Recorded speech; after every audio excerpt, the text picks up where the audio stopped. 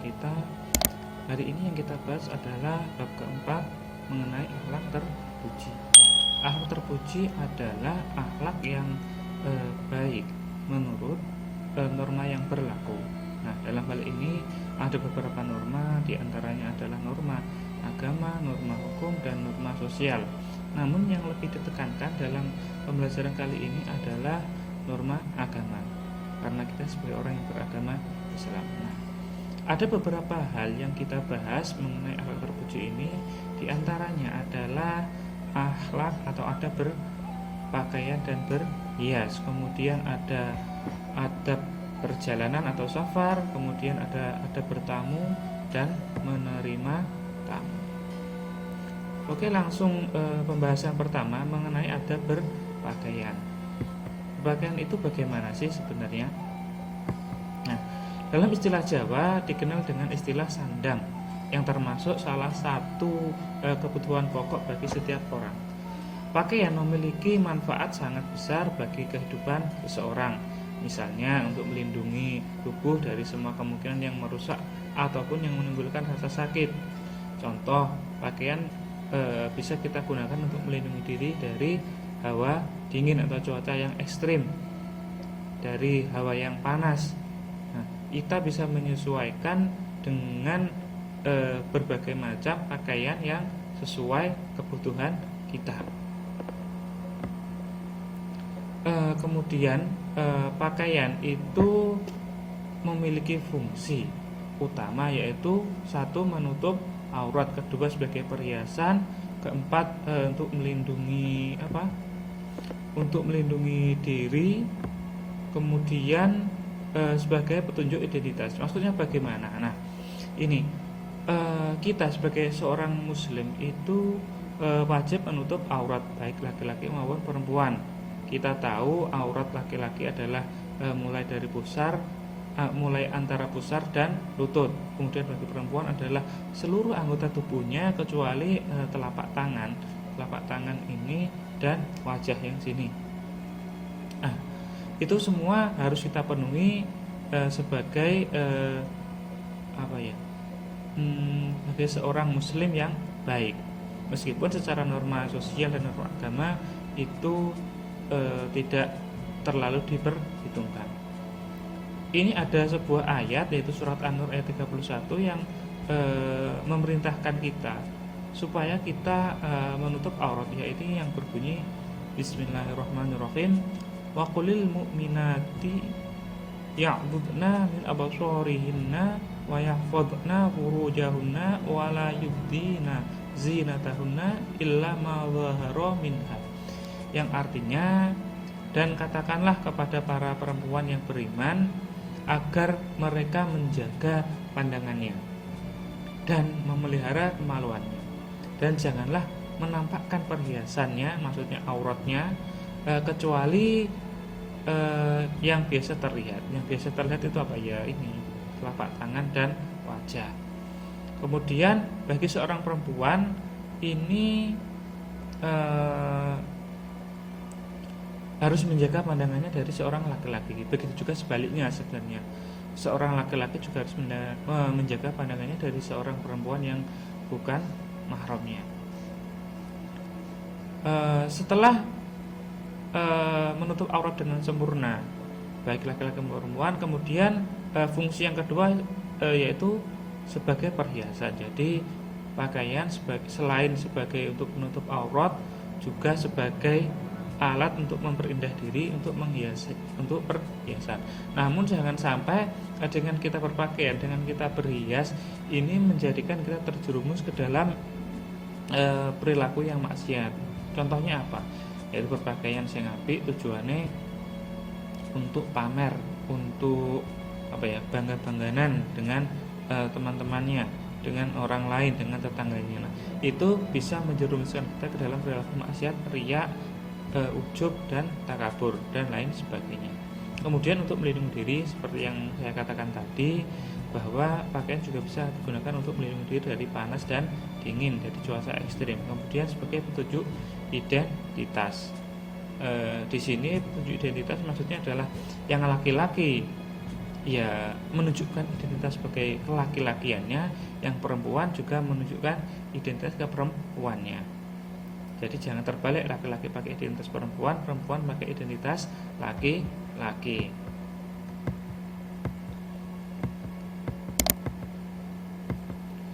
Kemudian setelah berpakaian, kita juga akan membahas adab berhias.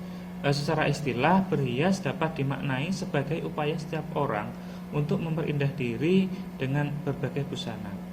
Hiasan ataupun yang lain dapat memperindah diri bagi pemakainya, sehingga memunculkan kesan indah bagi yang menyaksikan serta menambah rasa percaya diri. Dalam berhias ini masih ada kaitannya dengan berpakaian, masih ada kesinambungan lah. Jadi tujuan berpakaian memang diantaranya adalah untuk berhias. Dalam berhias ini lebih identik dinisbatkan kepada kaum perempuan. Berhias jangan membuat kita malah terjerumus ke dalam perilaku yang maksiat. Dalam berhias juga ada alat-alat yang harus diperhatikan, yang sesuai dengan syariat kita pakai, yang tidak ya tidak kita pakai. Misalkan yang tidak sesuai dengan syariat itu apa? Yaitu adalah bahan atau alat yang di situ mengandung bahan najis. Misalkan terbuat dari minyak babi, misalkan terbuat dari kotoran hewan dan lain sebagainya. Itu adalah beberapa hal yang harus kita perhatikan dalam berhias. Dalam berhias ini juga ada perintah dalam Al-Quran, yaitu surat Al-A'raf ayat 31 yang berbunyi Bismillahirrahmanirrahim. Ya bani adama khudhu zinatakum inda kulli masjidin wa kulu washrabu wa la tusrifu innahu la yuhibbul musrifin, yang artinya, wahai anak cucu Adam, pakailah pakaianmu yang bagus pada setiap kalian memasuki masjid. Makan dan minumlah, tetapi jangan berlebih-lebihan. Sungguh Allah tidak menyukai orang yang berlebih-lebihan. Nah, ayat ini memerintahkan kita supaya kita berpakaian itu yang indah, terutama ketika kita beribadah di dalam masjid. Ya kalau bisa selain berpakaian yang indah juga berhias menggunakan celak black shadow. Itu sunnah malah. Pakai black shadow bagi baik cowok ataupun cewek. Kemudian pakai wangi-wangian, minyak wangi, usahakan pakai minyak wangi yang non alkohol. Tujuannya apa ya? Kita mau ketemu seseorang yang spesial di dalam masjid, yaitu ketemu Allah. Untuk beribadah ya kita harus menggunakan pakaian yang spesial. Bahkan kalau kita sholat Jumat atau sholat Idul Fitri, Idul Adha, itu disunahkan pakai pakaian yang putih, bersih, pakaian yang terbaik yang kita miliki.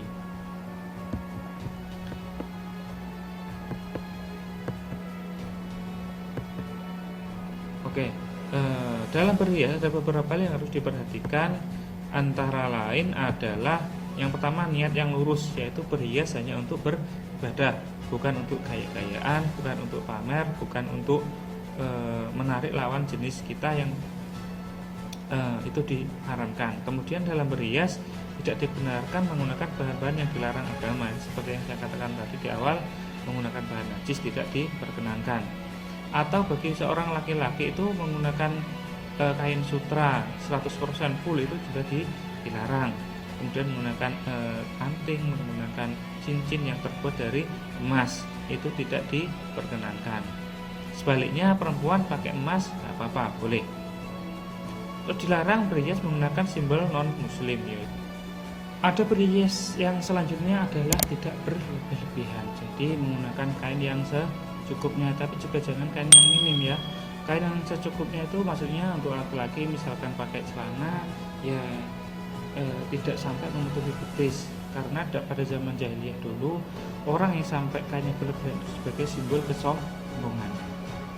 Kemudian dilarang berhias seperti cara berhiasnya orang yang jahiliyah, yaitu seperti orang jahiliyah ada simbol apa itu manusia, ada gambar manusia dalam bajunya, kemudian pakaiannya kainnya turah-turah kayak pas jadi mantan nih, kalau ke turah-turah untuk tiap hari pakai pakaiannya turah-turah yang kainnya turah-turah itu tidak diperkenankan. Kemudian berhias menurut kelaziman dan kepatutan dengan memperhatikan jenis kelamin. Artinya ketika seaman laki-laki dia harus menggunakan pakaian laki-laki, ketika perempuan dia harus menggunakan pakaian perempuan, tidak boleh berbolak-balik. Dilarang berhias untuk keperluan berfoya-foya ataupun riak.